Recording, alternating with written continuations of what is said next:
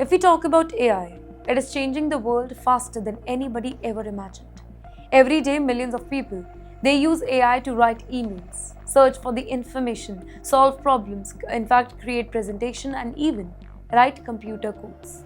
What once looked like maybe science friction, it has now become part of everyday life.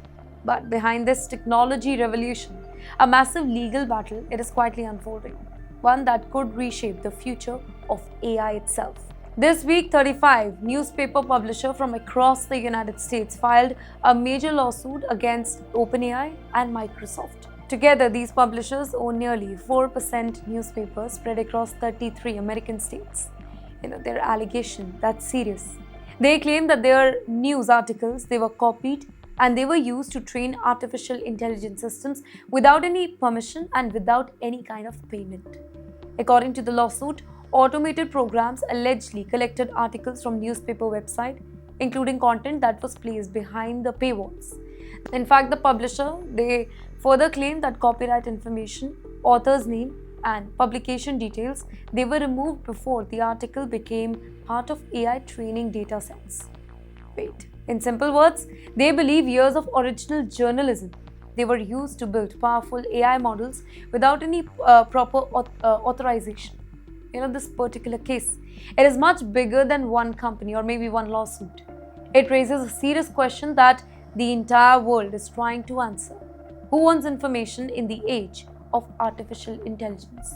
Should AI companies pay for the content that they use, or does the technology innovation requires access to publicly available information?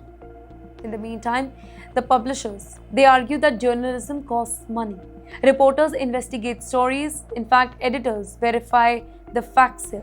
Photographers travel to dangerous locations, newspapers invest millions of dollars to produce reliable reporting.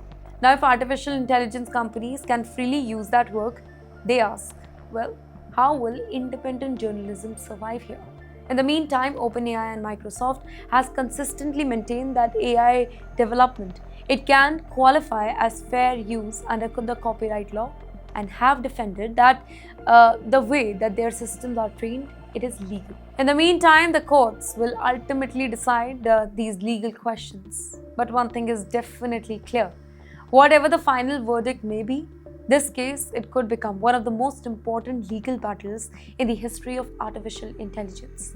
The outcome may influence not only technology companies but also the authors, filmmakers, musicians, publishers, educators, or maybe content creators around the globe.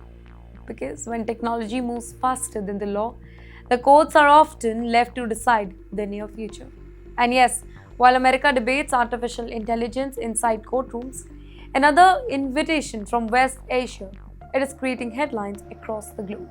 Because Iran has extended an invitation that could place India at the center of another major diplomatic event.